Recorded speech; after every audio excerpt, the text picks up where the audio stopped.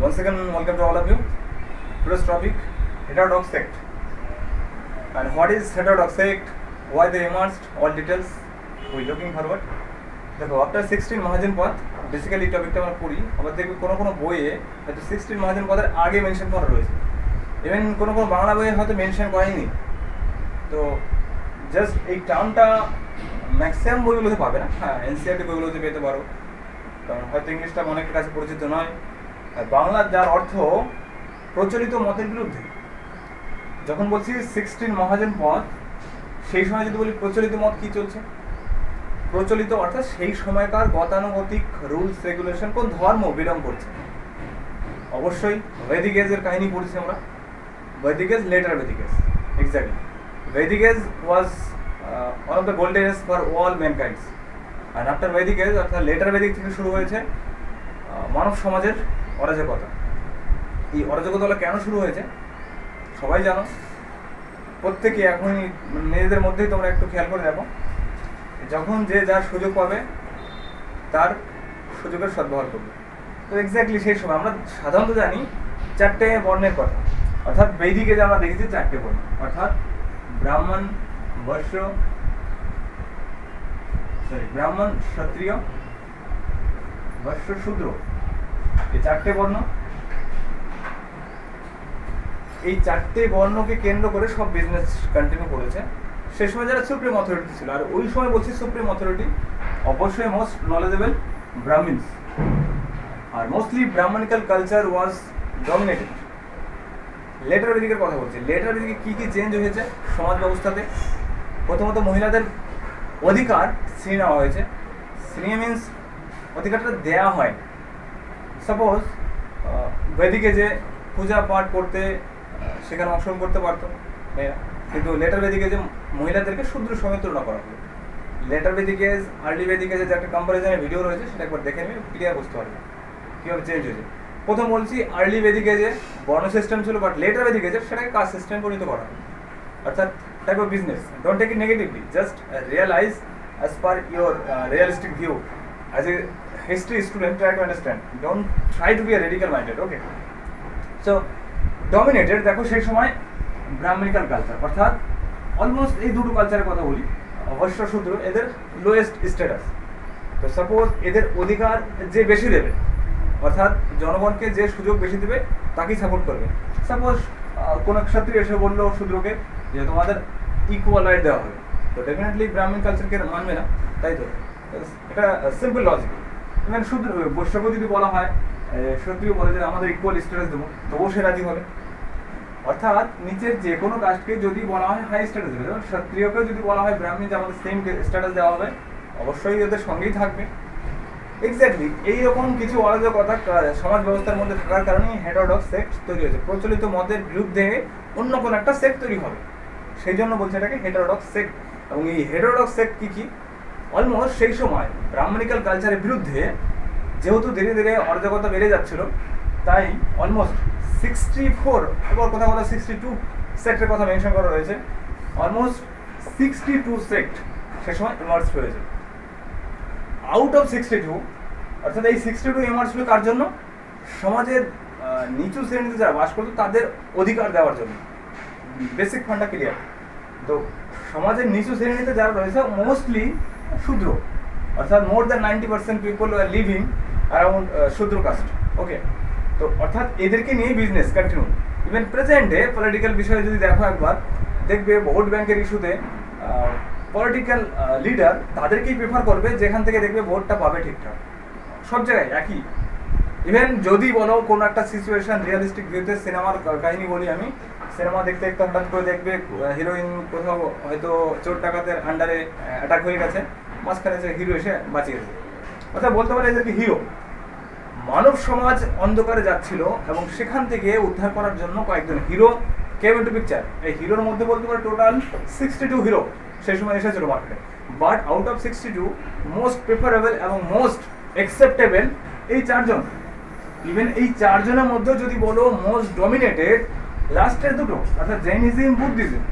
Even এই দুটোর মধ্যে যদি কম্পারিজন করো, জৈনিজম বেস্ট আর Buddhism best, it's a doubtable, but still we can say no doubt Buddhism, especially concept middle path প্রেজেন্টে যেটা আমরা মেনশন করে থাকি আর পালন করে থাকি প্রত্যেকটা জায়গাতে, সে সিভিল সার্ভিস হোক কিংবা ফ্যামিলি প্রবলেম হোক কিংবা যে কোনো প্রবলেমের সলিউশনের জন্য এই বুদ্ধিজীবীর দেওয়া theory middle path always better.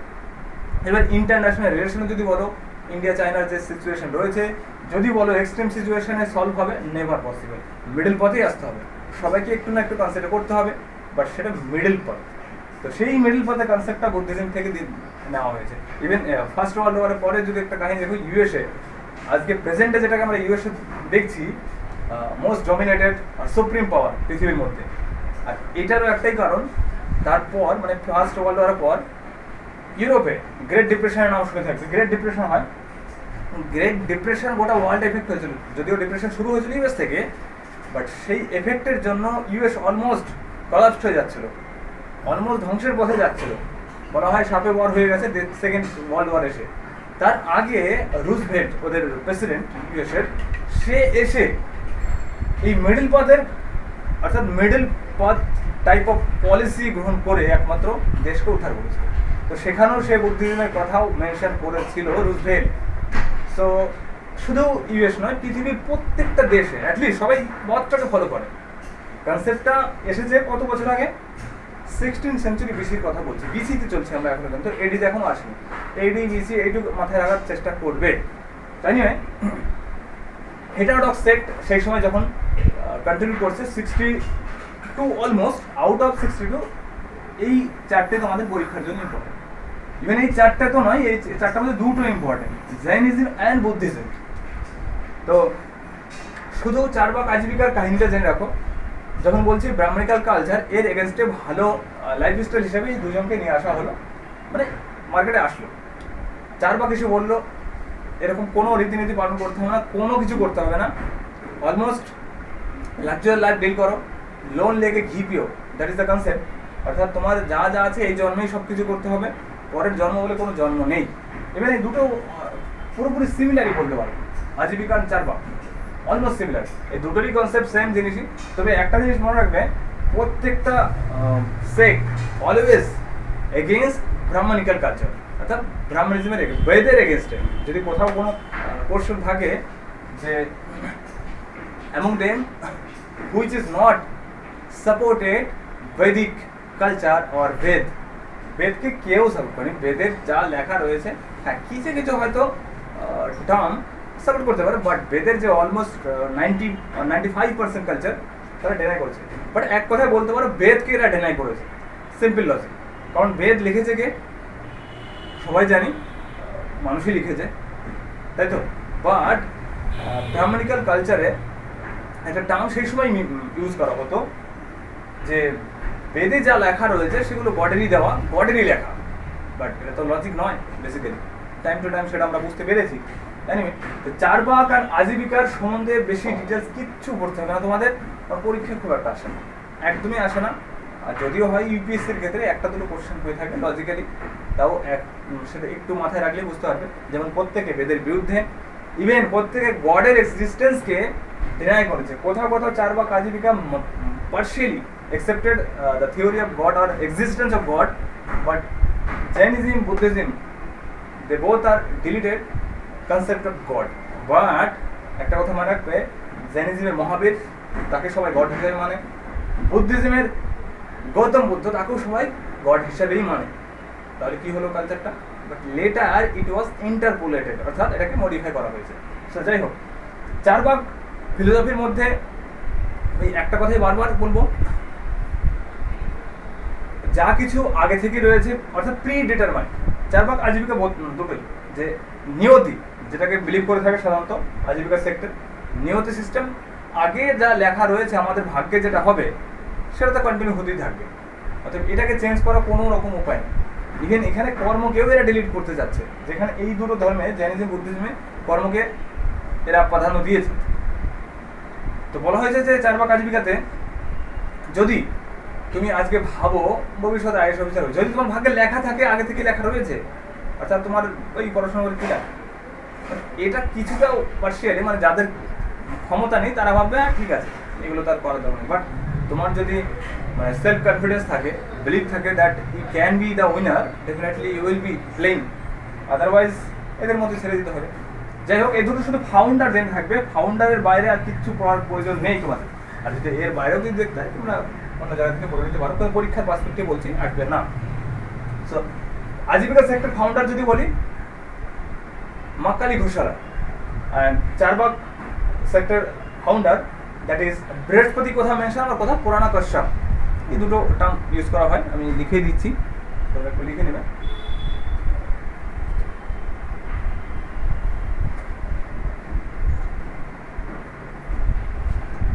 Charbagh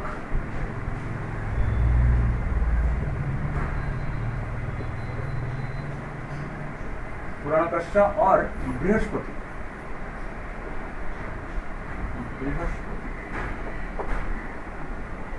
और आजीविका सेक्टर फाउंडर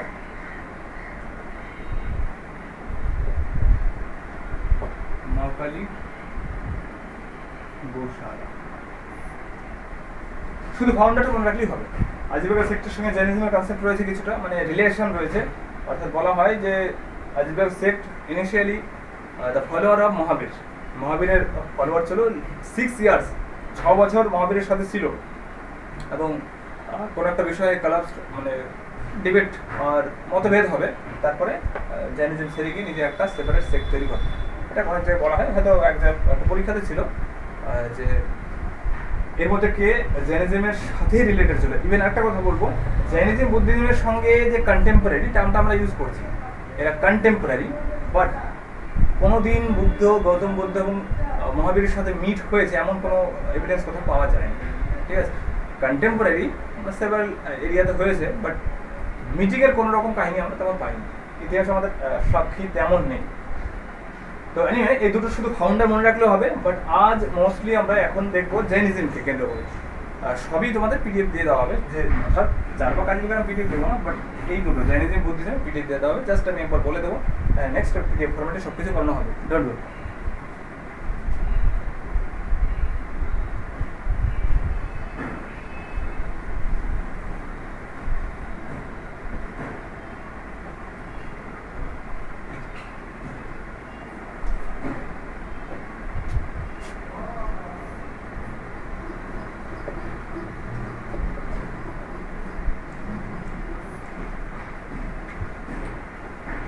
জৈনিজম যখন বলছি ফুললি ওয়েস্টার্ন মহাবীর, তার কারণ মহাবীর আসার পরই এটা পপুলার হয়েছে জৈনিজম কথাটা।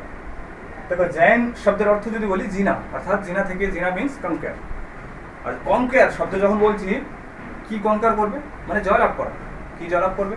বিশ্বকে, নেভার। সেলফ কনকার অর্থাৎ নিজেকে জয়লাভ, নিজে মানে ইনার সেলফ কনসিয়াসনেস, সেটাকে জয়লাভ করার কথা বলা হয়েছে। তো সেখান থেকে এসছে জৈনিজম, এবং এর ফলোয়ারদের অর্থাৎ মহাবীরের ফলোয়ারদের বলা হয় নির্ভরশীল, that is different things. So main principle বলা হয় বারবার করে যে জৈনিজম বলো, বুদ্ধিজম বলো, প্রত্যেকেই স্যালভেশনের কথা বলছে। স্যালভেশন মিন্স মুক্তি।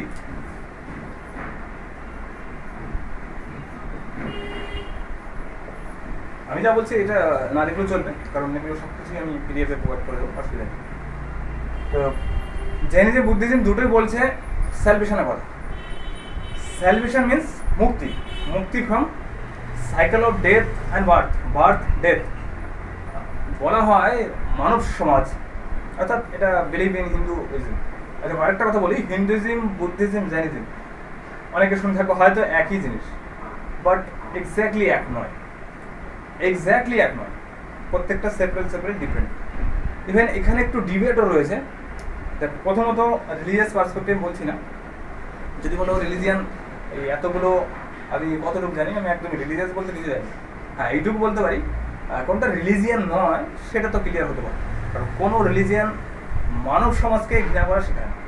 প্রত্যেকে ভালোবাসার কথা বলা রয়েছে, অর্থাৎ একে অপরের প্রতি ভালোবাসা, রেসপেক্ট এবং সম্মান প্রত্যেকটা ধর্মে রয়েছে। যদি কোনো ধর্মে লেখা থাকে যে কাউকে হার্ট করা সেই ধর্মের নীতি, তাহলে ওটা ধর্ম নয়।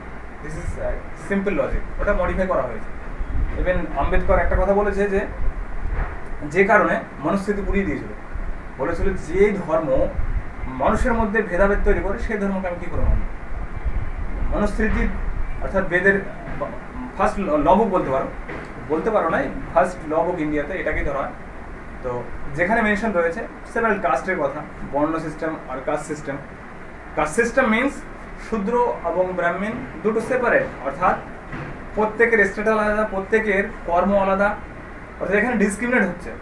যদি কোনো সমাজে ডিসক্রিমিনেশন থাকে আর সেটা যদি দেওয়া থাকে কোনো ধর্মের প্রিন্সিপাল হিসাবে, সেই ধর্মকে আমি কী করে মানব? This was the logic of Ambedkar. I hope সবারও এটা তাই হওয়া উচিত। এবং প্রত্যেকটা ধর্মেই কোনো ধর্মে কোনো জীবকে হার্ট করার কথা বলে না। আর তার মধ্যে Jainism was the most famous one. কোনো ধর্মকে, কোনো প্রাণীকে হার্ট না করার কাহিনী বলা হয়। They believed in soul but did not believe in god. গডে বিশ্বাস করে না, বাট পরবর্তীকালে এদের যে তীর্থঙ্করকে বিশ্বাস করে, সেই তীর্থঙ্করের উপর বেস্ট করে পরবর্তীকালে যারা ফলোয়ার ছিল আর ডিসাইবল ছিল তারা গড বানিয়ে দিয়েছে। এটাই হবে। প্রেজেন্টে তোমরা হয়তো ভালো একটা কাজ করবে, প্রেজেন্টে মানুষই থাকবে, হয়তো 100-200 বছর পর তুমি ভগবান হয়ে যেতে পারো। এটা in course of times politics আর কারাপশন মিক্স হয়ে গিয়ে এটা হয়ে যায়। তো বললাম প্রত্যেকটা ধর্মেই সালভেশনের কথা বলেছে। সোল, এখানে বুদ্ধিজম জৈনিজম ডিফারেন্ট। বুদ্ধিজমকে তখন কি বলবো, এখানে দে বিলিভড ইন সোল, অর্থাৎ আত্মাকে বিশ্বাস করে।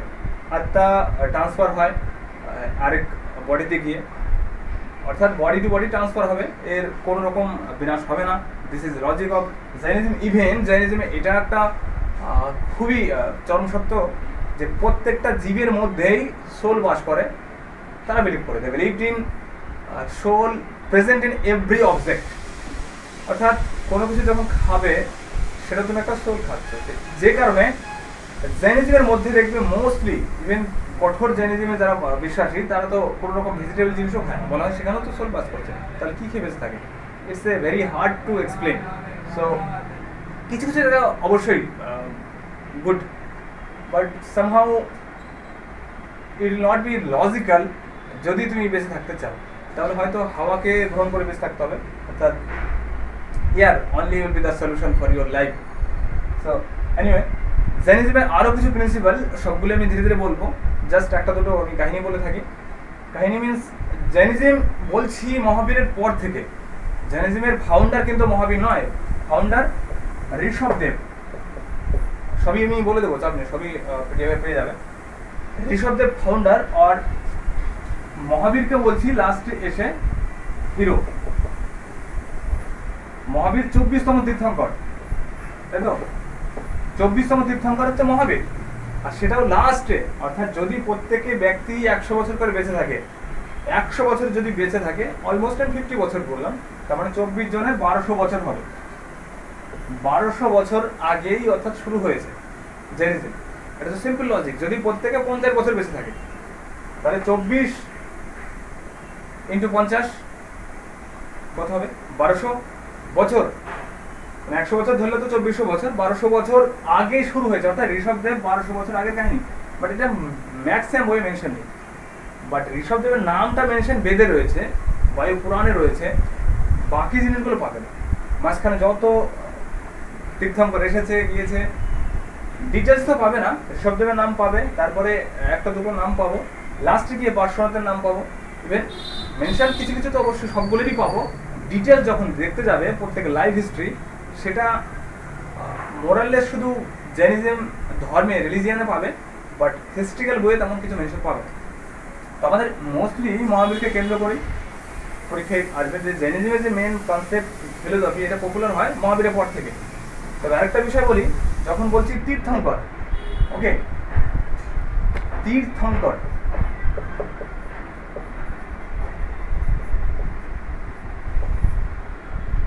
অর্থাৎ 24টা তীর্থঙ্করের বিশ্বাসী Jainism.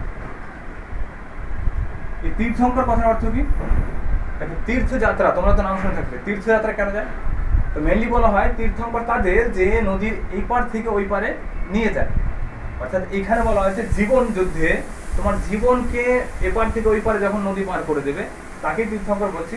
Sometimes is compare with wise person, most wise পারসনকে আমরা তীর্থঙ্কর বলছি। অর্থাৎ জৈনিজমের মধ্যে সবচাইতে most wise person, knowledgeable person, তাকে আমরা তীর্থঙ্কর বলছি।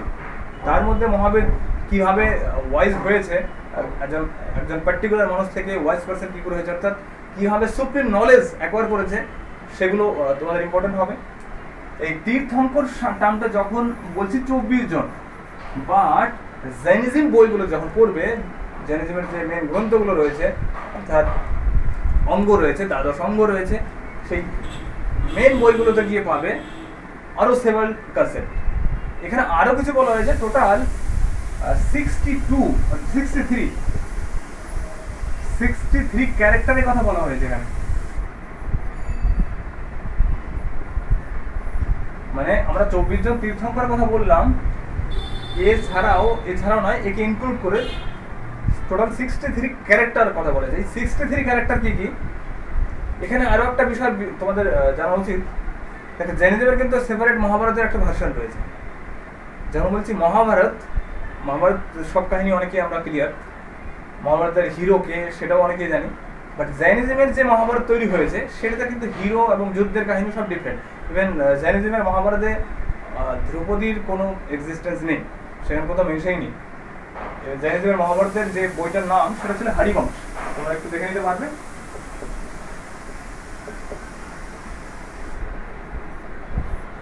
Harivamsa was the Jain version of Mahabharata. Jain version যখন বলছি ওদের মতো করে তৈরি করা।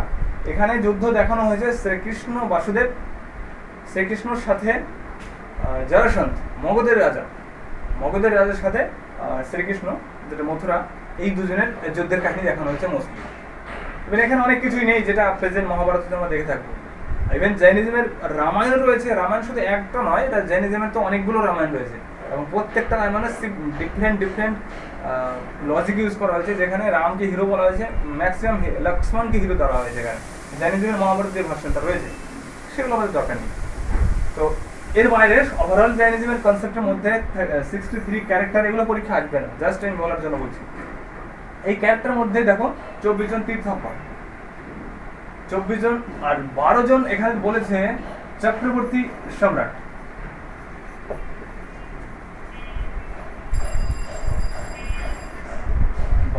চক্রবর্তী সম্রাটের কথাও এখানে বলেছে। আর এছাড়াও 27 জন হিরোর কথা বলা হয়েছে, 27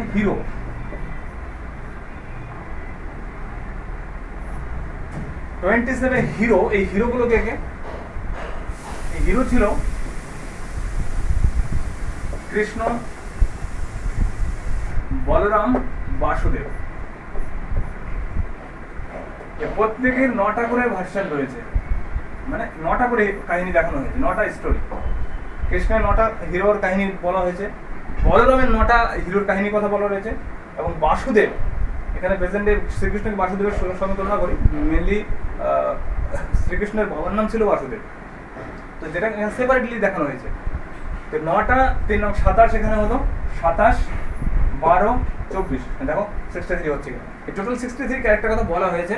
ফার্স্ট আমাদের সেগুলো ইম্পর্টেন্ট নয়, আমাদের দেখতে হবে শুধু 64 তীর্থঙ্কর, যাকে আমরা মহাপুরুষের সঙ্গে তুলনা করে থাকি, এবং এরা কি বিলিভ করে না, সেই অল ডিটেলস আমরা দেখবো পিডিএফ ফর্মে।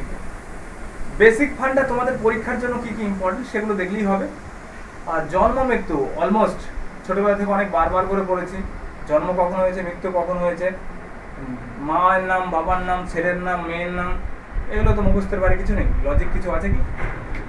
বলা হয় যে মহাবীরের জন্মের কাহিনীতে তার মা ত্রিশালার গর্ভে যখন ছিল, ইনিশিয়ালি ছিল না, পরে দেবতারা ট্রান্সফার করে এসে ত্রিশালার গর্ভে দেওয়া হয়েছে। তার কারণ এটা ভগবান প্রদত্ত, মানে ঈশ্বরের আগে থেকে ইচ্ছা ছিল যে এর জন্ম এখানেই হোক, ত্রিশালার গর্ভে। এরও কিছু লজিক ইউজ করা হয়। ইভেন জৈনিজমে মহাবীরকে যেখানে ওয়ান অফ দ্য অবতারে বলা হয়েছে, বুদ্ধিজমের ক্ষেত্রে গিয়ে দেখবো গৌতম বুদ্ধকে 9th অবতার হিসেবে ধরা হয়। প্রত্যেক ধর্মে প্রত্যেক বলা হয়, আবার এটাকে সেপারেট করে নেই, হিন্দুজম থেকে সেপারেটও করা হয়। ইটস এ কমপ্লেক্স স্টোরি, এগুলো ডিটেলস তোমাদের পরীক্ষাতে আসবে না কোনোদিনও, চাপ নেই। জাস্ট জন্ম মৃত্যু, ছেলে মেয়ে, এর যেমন দুজনের সাথে কম্পেয়ার করে যখন বলছি, গৌতম বুদ্ধ এবং মহাবীরের, বুদ্ধিজমে গৌতম বুদ্ধের একটা ছেলে ছিল, পুত্র ছিল, জৈনিজমে মহাবীরের একটা মেয়ে ছিল। সিম্পল ভাষায় গৌতম বুদ্ধের ওয়াইফ নাম যশোধারা, আর মহাবীরের ওয়াইফের নাম যশোদা। একটু কনফিউজ হওয়ার কিছু নেই, যশোদা অ্যান্ড যশোধারা। অ্যান্ড দুজনেই ঘর ছেড়ে যাবে শুধু কিসের জন্য? সুপ্রিম নলেজ লাভ করার জন্য। মহাবীর যখন ঘর ছেড়ে চলে যাবে তখন বয়স 30। পরীক্ষা যেগুলো তোমাদের ফ্যাকচুয়াল ডাটা খুব পরীক্ষা আসবে, 30 ইয়ার এজ যখন ঘর ছেড়ে যাবে, মহাবীরের বয়স 30। দেখো জন্মের ব্যাপারে বলেই নি, যখন বলছি বারবার করে 540 BC ম্যাক্সিমাম বই পাবে, বাট কিছু কিছু বইয়ে এখানে 599 বলার রয়েছে, জন্মর কথা বলছি। ওকে, সেভেন বই সেভেন রকম পাবে, বাকি রিলস আমি বলবো। তো মহাবীর যখন ঘর ছেড়ে যায় তখন বয়স হচ্ছে 30, আর যখন সুপ্রিম নলেজ লাভ করবে কঠোর তপস্যার পর তখন তার বয়স 40, অর্থাৎ 12 বছর টাইম লেগে যায়। মহাবীরের ক্ষেত্রে একটু কম টাইম লাগে করেছিল, কারণ মিডল পথ বেছে নিয়েছিল, হয়তো শর্টকাট মেথড বেছে ছিল। আগে পরীক্ষা দিয়ে অনেক টাইম লেগেছে, অনেক হয়তো চাকরি পেতে, এখন তোমরা সেই শর্টকাট করে জেনে গেছো, খুব তাড়াতাড়ি সাকসেস হয়ে যাবে। সিমিলারলি হয়তো গৌতম বুদ্ধের সময় হয়েছে। আর ত্রিরত্ন কনসেপ্ট দিয়েছিল মহাবীর। আর হ্যাঁ, মহাবীর আর গৌতম বুদ্ধ আরেকটা ডিফারেন্ট দেখো, মহাবীর যখন সুপ্রিম নলেজ লাভ করলো, আচ্ছা অ্যাটেইনড সুপ্রিম নলেজ, সেটা আমরা বলছি কৈবল্য। কৈবল্য অর্থাৎ কেবল জ্ঞান, নলেজ, অনলি নলেজ, সেটা বলছি কৈবল্য। সিমিলারলি মহাবীর যখন সুপ্রিম নলেজ লাভ করবে, আলটিমেট নলেজ যখন লাভ করবে, তখন সেটাকে বলছি আমরা নির্বাণ। নির্বাণ আবার আরেকটা কথা জানবে, যখন মহাপরিনির্বাণ অর্থাৎ যখন মৃত্যু হয়, ওই টার্মটাকে ইউজ করছি মহাপরিনির্বাণ গৌতম বুদ্ধের সময়। ঠিক আছে, একটু সিমিলার একটু বোঝার চেষ্টা করবে। এনিওয়ে, জৈনিজমের ক্ষেত্রে গিয়ে আর যা প্রিন্সিপালগুলো রয়েছে, ডক্ট্রিনস প্রিন্সিপাল, সেগুলো আমি নেক্সট পিডিএফ এর মাধ্যমে বলার চেষ্টা করব। তার মধ্যে তিনটে জিনিস মাথায় রাখো: অনেকান্তবাদ,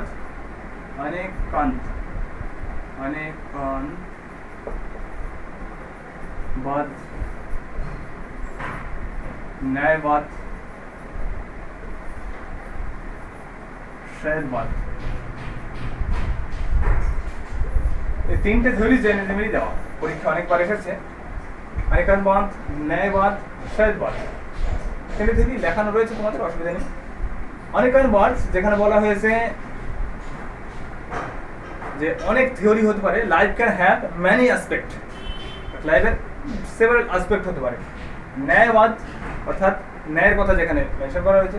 শ্রেয়বাদ সব কুছ ক্লিয়ার, অল আর সিম্পল লজিক, ক্লিয়ার যেখানে মেনশন করা দেওয়া হয়েছে। জাস্ট তোমাদের একটু মুখস্থ করলেই হবে, বাকি পিডিএফ ফর্মে ডিটেইলস বলছি। ওকে, দেখো এক্সাম পার্সপেক্টিভে যেগুলো তোমাদের ফ্যাকচুয়াল ডেটা ইনফরমেশন প্রয়োজন, সেগুলো আমি এখানে দেওয়ার চেষ্টা করেছি। এর বাইরে খুব একটা বেশি দরকার হবে না, বাকি তোমাদের ইন্টারেস্ট হলে ডিটেলস বুঝে নিতে পারো, পড়ে নিতে পারো। But no doubt Jainism, Buddhism both are quite relevant in our present life. যেগুলো ইম্পর্টেন্ট, যেগুলো তোমাদের মনে হবে যে it can be helpful for your life, then you can adopt that kind of policies or that particular principles. কারণ প্রত্যেকটা ধর্মে প্রত্যেকটা পার্টিকুলার প্রিন্সিপাল কিছু না কিছু বেটার অপশান থাকে। এনিওয়ে, ফ্যাকচুয়াল ডেটাগুলো আমরা দেখার চেষ্টা করবো এখানে।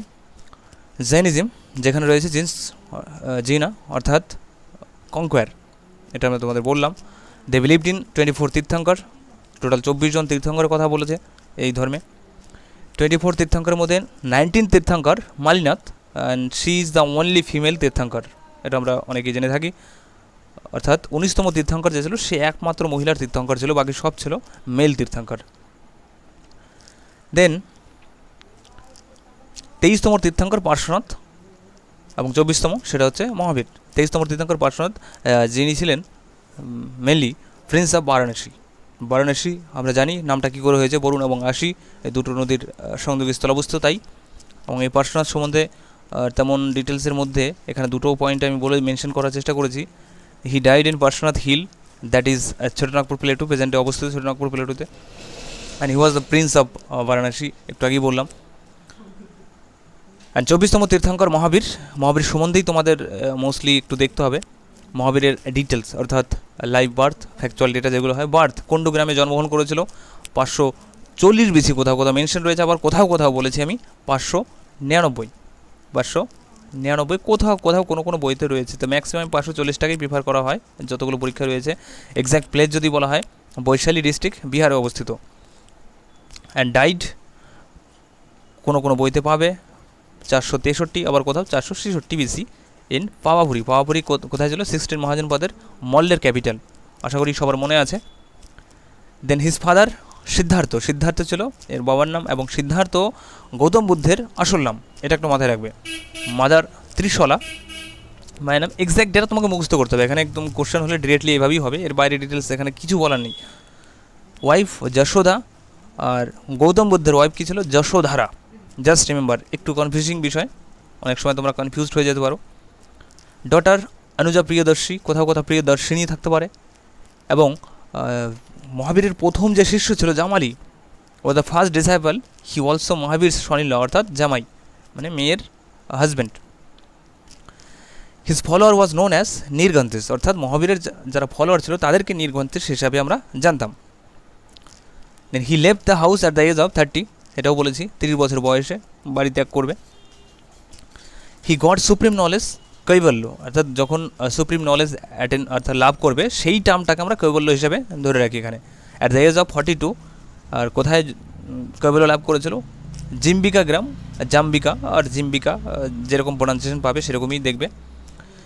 At the bank of the river Rijubalika, important. Under sal tree, দেখো গৌতম বুদ্ধের ক্ষেত্রে আমরা দেখবো গিয়ে বোধি ট্রি আর অশ্বত্থ গাছ, যেগুলো বাংলায় বলে থাকি। আর রিভার দেখবো ডিফারেন্ট, নির্জন রিভার, আর এখানে রিজুবালিকা। এই টার্মগুলো একটু কম্পেয়ার করে পড়বে, দেখবে খুব ইজিলি মনে থাকবে। দেন টিচিং অফ জৈনিজম মেথড, যেখানে বলা হয় 5 ভার্স আর পঞ্চব্রত বলা হয়ে থাকে, এবং যেখান থেকে বলতে পারো Mahatma Gandhi almost fully influenced. এবং মহাত্মা গান্ধীর একটা কথা যে বলেছে জৈনিজম সম্বন্ধে, পৃথিবীর মধ্যে সবচেয়ে বেশি নন ভায়োলেন্সের পলিসি, অর্থাৎ অহিংসাবাদী যদি হয়ে থাকে মহাবীরের থেকে পৃথিবীতে আর কেউ নেই। One of the greatest follower of ahimsa আর non violence, that is Mahabharata. কারণ তাদের প্রিন্সিপালি তোমরা দেখেছো, অর্থাৎ আমি বলেছি যে Jainism believed in soul, even they also believed প্রত্যেকটা অবজেক্টের মধ্যে সোল বাস করে, অর্থাৎ প্রত্যেকটা বিষয়ের মধ্যে তুমি যা যা ইউজ করছো লাইফে, জীবিত মৃত সব কিছুর মধ্যেই জীব বাস করে, অর্থাৎ সোল বাস করে। সোল অর্থাৎ আত্মা। তো কোয়াইট ইরেলিভেন্ট সামটাইম তোমাদের মনে হতে পারে, বাট জৈনিজম এটা বিলিভ করে থাকে। তো এই 5টা ব্রতের মধ্যে কী কী রয়েছে, 5টা একদম ফুললি মুখস্থ করতে হবে, এর বাইরে কোনো বিকল্প নেই। ফার্স্ট অহিংসা, যেটাকে বলি আমরা, অহিংসাকে নন ইনজুরি অর্থাৎ নন ভায়োলেন্সও বলতে পারো, কাউকে কোনো ক্ষতি করা যাবে না। সত্য, স্পিকিং ট্রুথ, এটা আবার অন্যভাবে থাকতে পারে, নন লাই অর্থাৎ নো লাই, সেভাবেও থাকতে পারে। দেন আস্তে অর্থাৎ নন স্টিলিং, চুরি না করা, অন্যভাবে থাকতে পারে। জাস্ট মিনিংগুলো তোমরা ঠিকঠাক দেখলেই হবে। অপরিগ্রহ, নন পজেশন, কারো কোনো বিষয়ের অধিকার না জমানো। দেন ব্রহ্মচর্য, লাস্টলি ব্রহ্মচর্যের বিভিন্ন মিনিং হয়, অর্থাৎ সারা জীবন কুমার থাকা, বিয়ে না করা, আর চ্যাস্টিটিও বলা হয় একে, আর সেলিবেসও বলা হয়, বিভিন্ন টার্মে ইউজ করা হয়। শুধু তোমাদের কতটা সিনোনিম স্টক রয়েছে তার উপর নির্ভর করবে, কারণ পরীক্ষাতে এক্স্যাক্টলি এই ব্রহ্মচর্য টার্মটাই থাকবে মনে হয়। এই টার্মটা মোস্টলি পরীক্ষায় আসে, তার কারণ কি এই একমাত্র 5টার মধ্যে এই একমাত্র টার্ম, অর্থাৎ পঞ্চব্রতের মধ্যে লাস্টে সেটা মহাবীর অ্যাড করেছে, বাকিগুলো সব 500 আগে পর্যন্ত ছিল, এটাই অ্যাড করেছে। অনেকবার পরীক্ষায় কোশ্চেন হয় যে এই পঞ্চব্রতের মধ্যে 5 ভার্সের মধ্যে মহাবীর কোনটা অ্যাড করেছে, তো সবাইকে এটা মাথায় রাখতেই হবে, মোস্ট ইম্পর্টেন্ট এটাই, ঠিক আছে। অন্যভাবে থাকতে পারে, চ্যাস্টিটি থাকতে পারে, অ্যাডাল্টি থাকতে পারে, সেলিবেসি থাকতে পারে, ব্রহ্মচর্য, বিভিন্ন সেভারেল টার্মে ইউজ করতে হতে পারে। দেন চলে আসবো ফিচার্স। জৈনিজমের ফিচার্সের মধ্যে আমরা অলরেডি ডিসকাস করেছি। They believed in universal soul according to Jainism. According to জৈনিজমের মধ্যে ইউনিভার্সাল সোল অর্থাৎ সব কিছুর মধ্যেই সোল আত্মা বাস করে। Soul is exist on all objects, প্রত্যেকটা অবজেক্টের মধ্যে সোল বাস করে, এটা একই কথাই ঘুরিয়ে বলা রয়েছে। They believed in non absolutism or Anekantavada, life can have many aspect of reality, যার আলাদা মিনিং হয়, এটাও বলেছি। অনেকান্তবাদ ছাড়াও আরও 3টে টার্মে এটাকে ইউজ করা হয়, ন্যায়বাদ অ্যান্ড সৈয়দবাদ। তোমরা একটু এটা লিখে নেবে, সেটা এখানে মেনশন করা নেই সম্ভবত। দে বিলিভড ইন অলসো সৈয়দবাদ, অবশ্য সৈয়দবাদটা মেনশন করা রয়েছে। দে ন্যায়বাদটা মেনশন করেনি, ন্যায়বাদটা তোমরা একটু লিখে নেবে।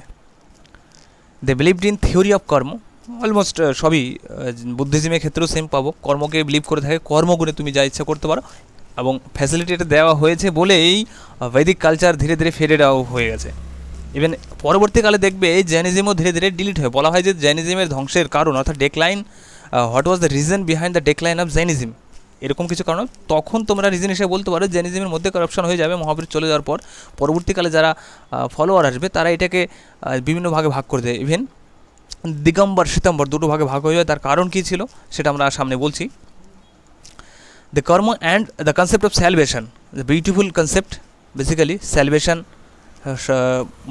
ভগবদ গীতাতেও পাবে, বিভিন্ন প্রত্যেকটা বই ফিলোসফিতে পড়তে গেলে প্রত্যেকটা বইয়ে স্যালভেশনের কথা বলবে, বাট ডিফারেন্ট হয়েতে। এখানে জৈনিজমে বলা হয়েছে কঠোর তপস্যার কথা, বাট বুদ্ধিজমের ক্ষেত্রে গিয়ে আমরা সেই তপস্যার কাহিনী পাবো না, কারণ বুদ্ধিজমে মোস্টলি আমরা মিডল পথের কথাই পাবো, মধ্যমার্গ। সেটা কি দেখবো পরবর্তীকালে। যাই হোক, সো স্যালভেশন ক্যান বি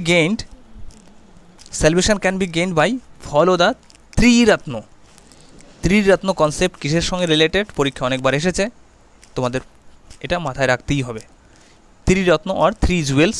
এই ত্রিরত্ন কী কী? Right believe, right action, right knowledge. Fully এটাকে মুখস্থই করতে হবে যে ত্রিরত্ন কোন ধর্মের সঙ্গে রিলেটেড এবং ত্রিরত্ন কী কী। হতে পারে যে এর মধ্যে কোনটা ত্রিরত্নের মধ্যে নয়, এভাবে কোশ্চেন হতে পারে। Then Jainism divided into two section, Digambara and Shvetambara. পরবর্তীকালে সেটা ভাগ হয়ে যাবে দিগম্বর অ্যান্ড শ্বেতাম্বর। যারা শ্বেত বস্ত্র ধারণ করে তাদেরকে শ্বেতাম্বর বলি, আর দিগম্বর যারা নুডিটিকে বিশ্বাস করে, অর্থাৎ কোনো বস্ত্র পরিধান করে না। বেসিক্যালি কনসেপ্টটা এমার্জড হয় আফটার চন্দ্রগুপ্ত মৌর্য। চন্দ্রগুপ্ত মৌর্য যখন সাউথ ইন্ডিয়ায় মাইগ্রেট হয়ে চলে গেছিলো ভদ্রবাবুর সঙ্গে, তখন সেখানে অকাল দেখা যায়, অর্থাৎ খরা, ড্রট সিচুয়েশন চলে আসে, এবং যে কারণে প্রত্যেকের খাবার পর্যন্ত জোটে না। আর এমনিতেই কঠোর তপস্যার কাহিনী রয়েছে অলরেডি জৈনিজমের ক্ষেত্রে।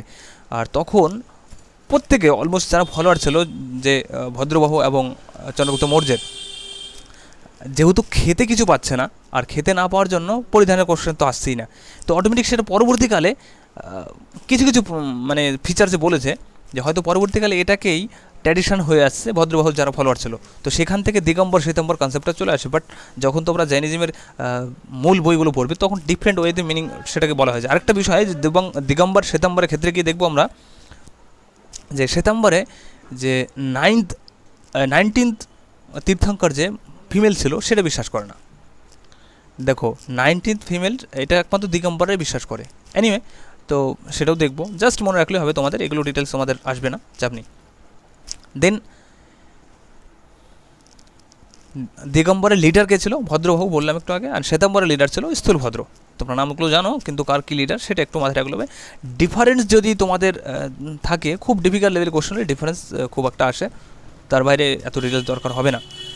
জেনারেল রিলিজিয়ান টেক্সট, এবার বইগুলো কোন ভাষায় লেখা? The written by Prakrit language. আবার কোথাও কোথাও সেটাও তোমরা শুনে থাকবে যে জৈনিজমের প্রাকৃত নয় অর্ধমগধীয়, অর্থাৎ প্রাকৃতকে কোনো কোনো জায়গায় অর্ধমগধী হিসাবে টার্ম ইউজ করা যায়। ইভেন জৈনিজমের যে স্যাক্রেড বুকসগুলো রয়েছে, পবিত্র বই, অর্থাৎ হিন্দুজমের যদি বলি হয় যে হিন্দুজমের মধ্যে কোন কোন বইগুলো পড়ে, অর্থাৎ অলমোস্ট পুরাণ বলো, দর্শন বলো, ভগবদ্গীতা বলো, Ramayana, Mahabharata, all of this under Hinduism, মানে রিলিজিয়াস বুক বলা হয়, স্যাক্রেড বুকস যেগুলো। এবার সেই ক্ষেত্রে জৈনিজমের মধ্যে স্যাক্রেড বুকের মধ্যে দুটো টার্ম ইউজ করে, সিদ্ধান্ত অ্যান্ড আগমা। সিদ্ধান্ত অ্যান্ড আগমা, এই দুটো টার্ম ইউজ করা হয় স্যাক্রেড বুকগুলোকে। এবং এই বইগুলো যেটাকে আমরা বলে থাকি সাধারণত 14th পূর্ব, অর্থাৎ 14টা পূর্ব কনভার্টেড দ্বাদশ অঙ্গ, 14টা 12টাতে পরিণত হবে, সেটা করবে মহাবীর, 12টাতে অঙ্গতে পরিণত করবে, যে কারণে এটাকে বলা হয় দ্বাদশ অঙ্গ। এটা মহাবীরের সময় গিয়ে চেঞ্জ হবে। দেন ভগবতী সূত্র রিটেন বাই ভদ্রবাহু, সবই জৈনিজমের সঙ্গে রিলেটেড। এছাড়াও সেভারাল বুকস পাবে, যেটা বললাম যে জৈনিজমের একটা আলাদা ফর্ম অফ মহাভারতও রয়েছে, যাকে হরিবংশ বলে থাকি, যেখানে ফুললি ক্যারেক্টার এবং স্টোরি ফুললি ডিফারেন্ট। জৈন কল্পসূত্রও রয়েছে জৈনিজমের মধ্যে, জাস্ট বইগুলো মনে রাখলেই হবে। তবে একটা মোস্ট ইম্পর্টেন্ট জৈনিজমের ক্ষেত্রে দেখবে বইটা কোন ভাষায় লেখা, অনেকবার কোশ্চেন হয়েছে, বারবার করে মাথায় রাখবে। ফার্স্ট কাউন্সিলিং অফ জৈনিজম, জৈনিজমের টোটাল 2টো কাউন্সিল হয়। বুদ্ধিজমের ক্ষেত্রে গিয়ে দেখবো আমরা টোটাল 4টে কাউন্সিল হয়, আর জৈনিজমের ক্ষেত্রে অনলি 2টো। এখানে আমি মেনশন করেছি, যেমন দেখো জৈনিজমের ফার্স্ট কাউন্সিল পাটলিপুত্র হয়েছে 300 বিসি, আবার কোথাও কোথাও 312 বিসির কথা বলা রয়েছে। বিভিন্ন বইতে বিভিন্ন রকমভাবে দেওয়া থাকতে পারে, তোমাদের মোস্টলি 300 অ্যারাউন্ডই থাকবে, অর্থাৎ 300 যতগুলো বই পেয়েছি আমি 300ই পেয়েছি। এখানে কে লিডার ছিল, জাস্ট তোমরা হিস্ট্রিক্যাল অ্যানসিয়েন্ট হিস্ট্রি যাদের পড়া হয়ে গেছে তারা তো ক্লিয়ার বলতে পারবে। প্রেসিডেন্ট ছিল স্থূলভদ্র, অর্গানাইজড কে করেছিল চন্দ্রগুপ্ত মৌর্য।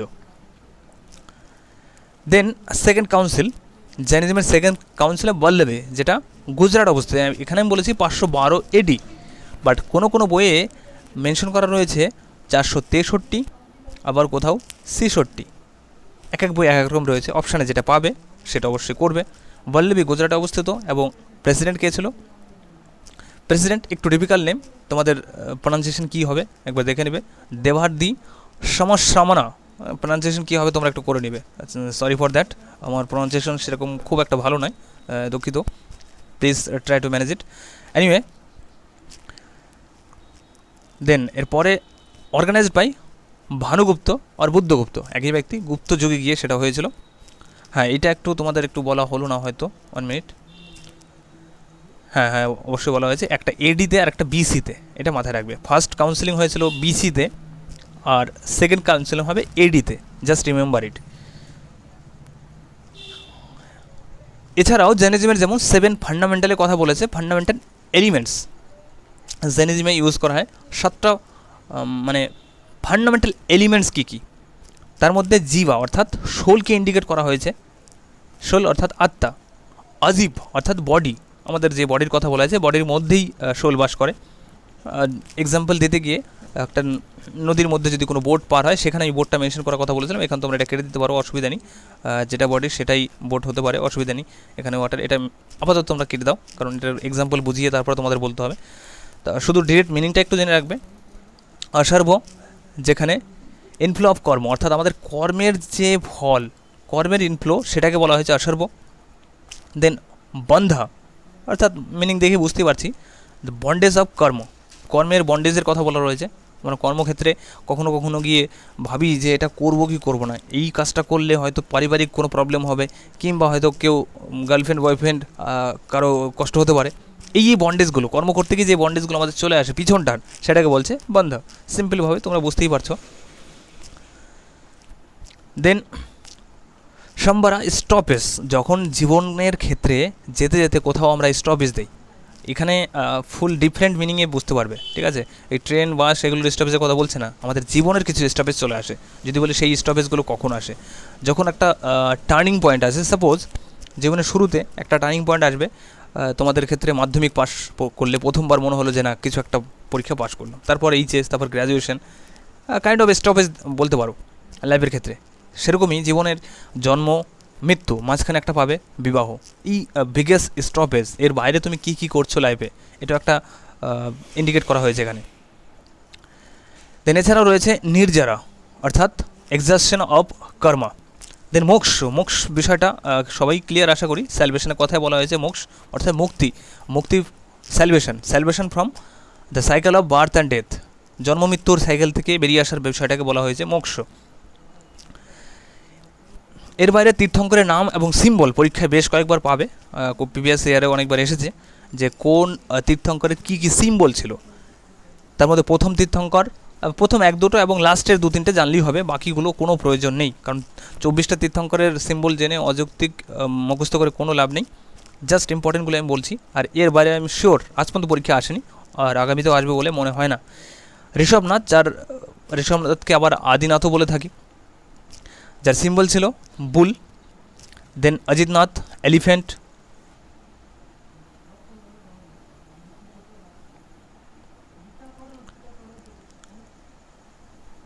দেন শম্ভনাথ, হর্স। সুপার্শ্বনাথ, স্বস্তিকা, যেহেতু স্বস্তিক সিম্বল আমাদের হিন্দুইজমের সঙ্গে রিলেটেড, সেহেতু একটু ইম্পর্টেন্ট। দেন 19 তীর্থঙ্কর, প্রত্যেকটা তীর্থঙ্করের মানে অবস্থান বলা হয়েছে এখানে, ঠিক আছে? 1-2 করে তোমরা সবাই মনে রাখবে না। সপ্তম, আমি 3 থেকে ডিরেক্ট চলে গেছি সপ্তম। 7 তীর্থঙ্কর যে ছিল তার সিম্বল ছিল স্বস্তিক। 19 তীর্থঙ্কর যার সিম্বল ছিল কলস, কলসি তোমরা সবাই জানো। দেন 22তম তীর্থঙ্কর যে ছিল তার সিম্বল ছিল শঙ্খ, শঙ্খ অর্থাৎ শাঁখ বাজানো হয় যেগুলো সন্ধ্যাতে। দেন 23rd তীর্থঙ্কর পার্শ্বনাথ, যার সিম্বল ছিল স্নেক। অ্যান্ড লাস্টলি মহাবীর, যার সিম্বল ছিল lion, one of the braviest symbol, এটাকেই মেনশন করা হয়।